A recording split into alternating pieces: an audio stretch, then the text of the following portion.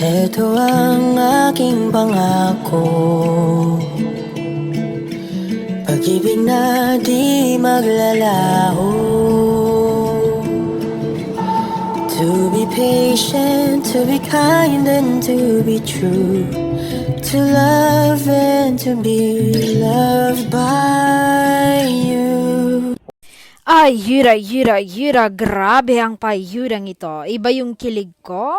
Para akong uod na binudbudan ng asin. Dito kina Donnie Pangilinan at Bel Mariano, at makikita mo sa video nila, one thing Donnie loves doing is randomly massaging Bel. Hay, lakas parang mag-asawa.